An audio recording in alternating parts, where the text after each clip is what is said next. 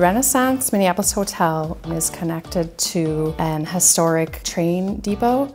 It was historic. I mean, it was in disrepair when we obtained it, and so we had to restore it back to the luster that was here at one time. I did that and then embellished it from there. The design of the hotel is based and influenced by the idea of travel in the past and how people traveled, and it was a real adventure and a real experience.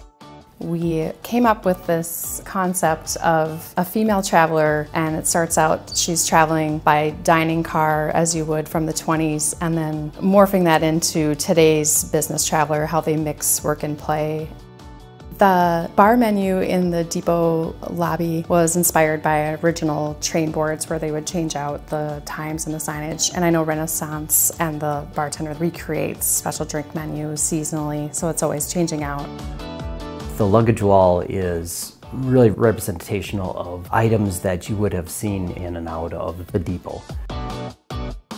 Probably the most satisfying was restoring the Great Hall. That ceiling in there was dilapidated and falling in, and the whole place was in bad disrepair. So I found some artists that redid the ceilings. We did try to just bring everything into more of a modern era, and we didn't try to recreate anything and make it look old. We were really inspired by the local stories and imagery in the historic depot and the train shed. We wanted to capture that excitement, romance, and sense of adventure when experiencing travel was a big deal. The hotel had many vintage train ad posters that were amazing, so we wanted to use those in a different way and make a strong statement. There's also an unexpected little hidden gem behind the bar. If you're sitting at the bar, you might look around and there's a little hole back there. And there's a little hidden room behind the bar that's called Hole in the Wall. It's a little area that not everyone knows about. The art piece in the lounge is made up of many different images, such as Lake Superior, Mississippi River, shoreline. The woman riding the bike symbolizes the very large biking community that we have here in the Minneapolis area. The original depot was shuttered for a long time, and back in the early 2000s they redeveloped it, and that really set a renaissance for the entire downtown area. Renaissance Minneapolis is really right in the center of what's being revived. There's so much to do. There's the Mill Museum, which is connected to a lot of restaurants and bars. The Guthrie Theater, which is a huge national theater, and there's a lot of new restaurants and bars up that way as well. Minneapolis is just a great community to be active in.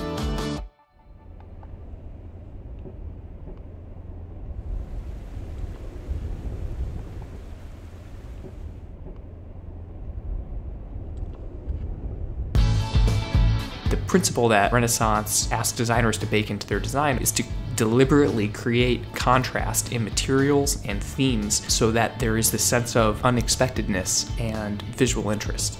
When guests choose a Renaissance, they are hoping to really feel like they have a sense of place, that they are in Toledo, Ohio when they're staying in Toledo, Ohio.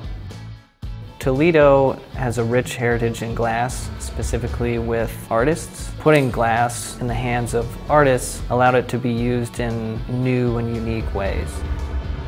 The installation we did at Renaissance Toledo Downtown Hotel is made of several hot cast glass prisms, and we arranged them on the wall in the lobby, right underneath the skylights, so that during the day and the light comes through, you're getting reflections and shadows of color that change all the time. So while glassblowing was our primary influence, there are a lot of different nods to different unique stories that can be found in Toledo, like the Jeep treads on our elevator doors that are a nod to the fact that Willys Jeep was manufactured in Toledo, that iconic World War II vehicle. And so we really pushed ourselves, and I think we're able to bring up this local influence into our hotel to the point where it really feels like it belongs in Toledo and nowhere else. The Heights Rooftop Bar was designed by Bob Amick and the Concentrics group out of Atlanta, Georgia. You'll find that a lot of the design elements were selected because they are relatively low-key and don't take away or try to compete with the incredible views out the window. One of the first projects that I was able to take on was the design and creation of the 3 glass objects that are currently in the annex, inspired by the architecture of the glass pavilion itself.